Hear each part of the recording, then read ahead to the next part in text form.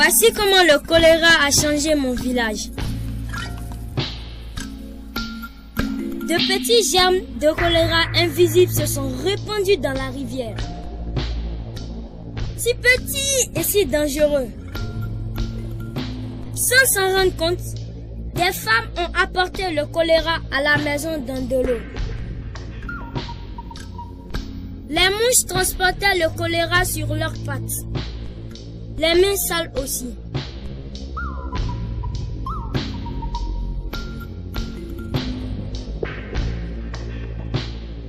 Nous avalions les germes du choléra dans notre eau, dans notre alimentation et sur nos doigts.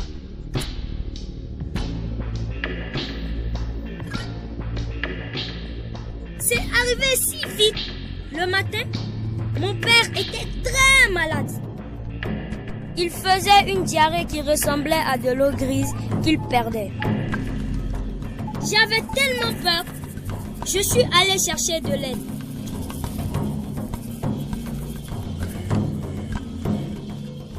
Je n'ai jamais été si vite à vélo. D'un coup d'œil, l'infirmière a su que c'était le choléra. Il avait besoin de fluide en urgence.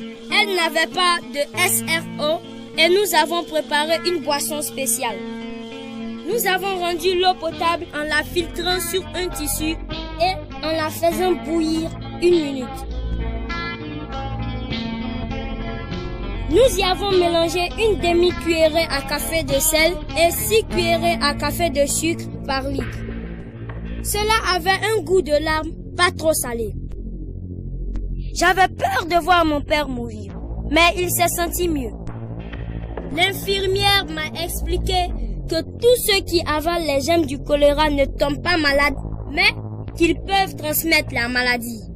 Maintenant, je devais apporter de l'eau potable aux villageois et leur apprendre à se protéger du choléra. J'ai vu une fille porter de l'eau. J'ai dit qu'elle pouvait rendre l'eau potable en y ajoutant des gouttes de chlore et en attendant 1 demi-heure.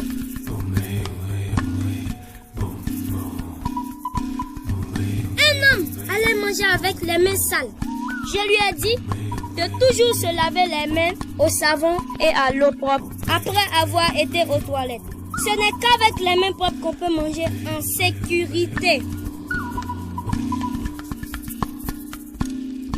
J'ai vu des villageois propager le choléra dans notre rivière. Je leur ai dit que nous devions creuser des latrines loin de la rivière à au moins 30 mètres. C'était important pour garder notre village propre. J'ai vu une mère préparer des aliments. Je lui ai dit de se laver les mains d'abord au savon et à l'eau propre, puis de laver et éplucher les aliments, les cuire, les manger chauds et les protéger des mouches. J'ai passé le mot dans tout le village et suis retourné voir mon père, heureux de voir qu'il allait mieux. Notre village a retrouvé sa santé. Maintenant, nous filtrons et faisons bouillir l'eau. Nous utilisons toujours les latrines et nous lavons toujours les mains après. La nourriture est à l'abri des mouches. Lavée, épluchée et cuite. Nous nous lavons toujours les mains avant de cuisiner et de manger. Nous avons mis notre village à l'abri du choléra. Passez le mot. Votre village peut être en sécurité du choléra.